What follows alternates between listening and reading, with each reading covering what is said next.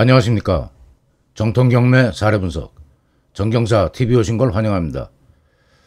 경매 사건을 불안해하고 권리분석은 어떻게 하는지 배우는 과정에 있으신 분도 있을 겁니다. 아마 이 정경사 TV 케이스 스터디, 막연하고 추상한 법률 이론이나 교과서 법리 이론이나 이해하지 않고 구체적인 경우에 어느 대목에서 위험하고 입찰보증금 뭐 띄고 날리고 재경매에 들어가는지, 그리고 어떤 그 자연스러운 논리로 연결이 안 되고 뭐가 좀 깨림직하다 하는 사항, 현재까지 영상 한 160개 넘는데 차분하게 수강료 한 푼 안 듭니다.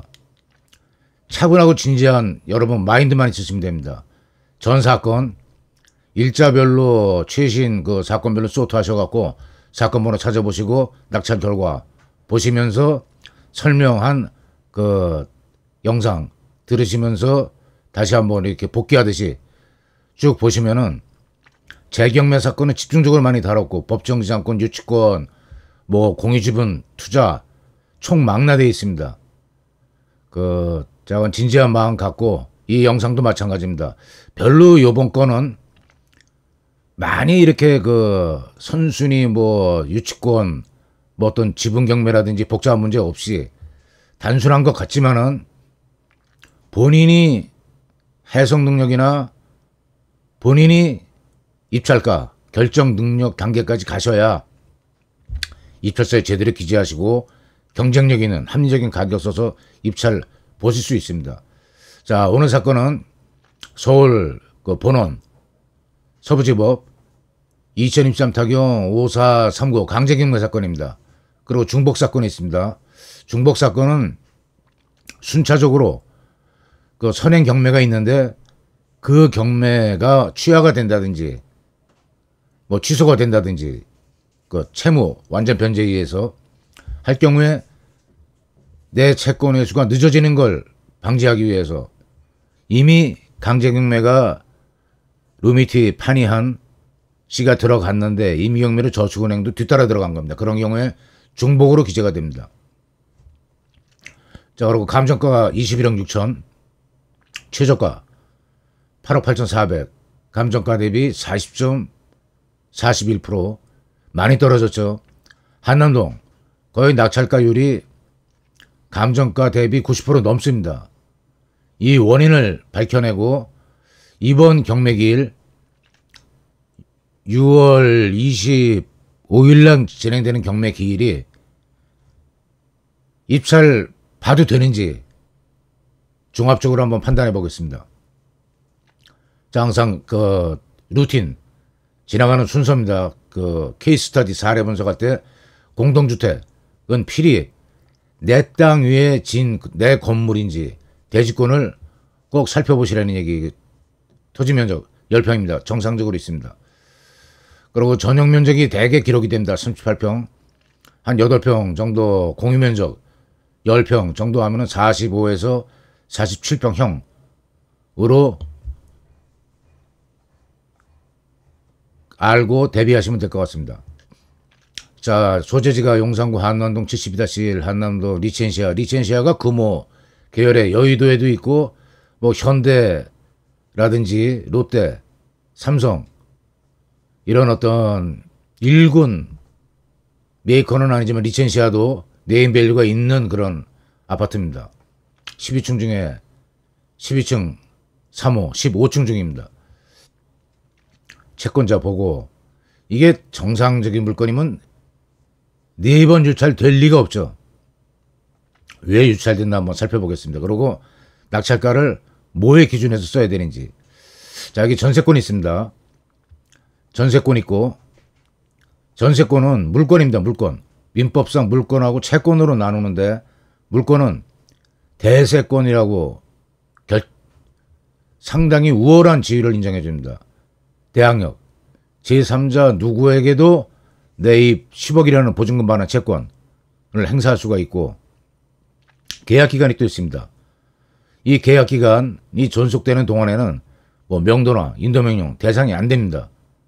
그러니까 두 가지를 존중받을 수가 있는 겁니다. 이거에 준해서 경제적 약자인 상가임차인, 주택임차인에게도 주민등록 전입, 점유공간을 확보하는 거는 요건이 똑같고, 그 다음에 이제 그 주택임대차는 확정일자로 우선 변제권을 확보가 되고, 상가임차는 사업자 등록에 확정일자 받는 거고, 그리고 이 배당요구 종기가 있습니다. 이거 건마다 제가 안 놓치고 설명드립니다. 간단하게 설명드리고 넘어가겠습니다. 배당요구 종기일이 8월 16일인데 작년 8월 18일 날 신청한 경우가 있습니다. 그럼 여기에는 선순위 임차인이 대항력이 있고 우선 변제권이 있고 우선 변제권 행사해서 배당 신청까지 한 그 기록만 나옵니다. 근데 날짜가 이틀 뒤라는 게 기록이 안 되고 발견하기 어렵습니다. 그런 경우에 내가 인수해야 되는 돈, 이 물건 지금 최저가 8억 8,400인데 9억에 썼을 경우에 이 10억이 만약 그런 케이스라고 해당된다 그러면은 18억에 사게 되는 꼴이 되는 건 10억을 더 해야 되니까. 그러니까 임차인 그 대항력 내가 따로 줘야 되는지, 법원에 경락대금만 주면 되는지, 배당 요구 종기가 그만큼 중요하다는 거 설명드렸습니다. 위치 뭐 여기 유엔 빌리지 있고 뭐 한남동 뭐 위치 아무나 데 없습니다. 리첸시아 현장 이 물건이고, 바로 위에 한남 더힐 아파트, 위에 그 호텔 있고, 남산에서 이 남향으로 대개 경사면이 저쪽 이 강변 가까운 데는 유엔 빌리지 주택 있고, 이 한남동 어떤 그 소득이 양극화돼서 영끌 아파트 모든 대출받을 수 있는 자금을 다 동원해 갖고 이자 내 소득의 50% 넘게까지도 물건 잡은 그런 지역은 지금 최저가 갱신 중입니다. 트렌드가 하향 트렌드로 형성이 되어 있습니다. 예. 살짝 리바운드 되는 것 같고, 뭐 대세가 뭐 부동산 상승 국면으로 접어드니 그런 기사에 현혹되지 마시기 바랍니다. 단 이 용산, 한남동, 강남, 서초, 강남구, 강동 이런 지역은 자기 자본 비율이 높으신 분들이 그렇게 뭐 6개월, 1년 내 매매 차익을 내다보고 매수한 경우가 드물어서 급매물이 잘 안 나오죠. 안 나오니까 살짝 리바운드 되는 게 하향 트렌드는 아니고 그대로 보합 국면, 약보합이라고 보면 정확합니다. 주식으로 말하면 약보합세. 여기는 닥찰거리 높다는 걸 말씀드립니다.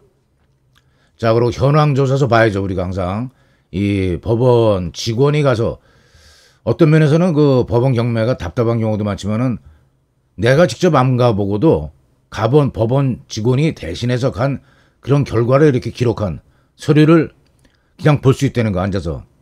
장점이 많습니다.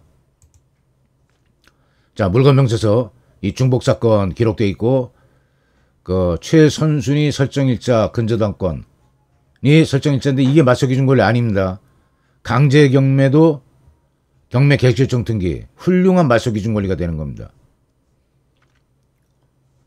뭐 임대차 기간이 나와 있고, 이게 갱신이 됐다고 봐야겠죠. 2021년 1월 29일까지가 기한인데 보증금 10억이고, 이 전세권도 배당 신청을 하면 돈 받을 채권으로 전환이 되면서 말소 기준 권리가 주어집니다. 가등기도 마찬가지입니다. 담보 목적 가등기 배당 신청하면은 말소 기준 권리 되고, 매매 예약 가등기도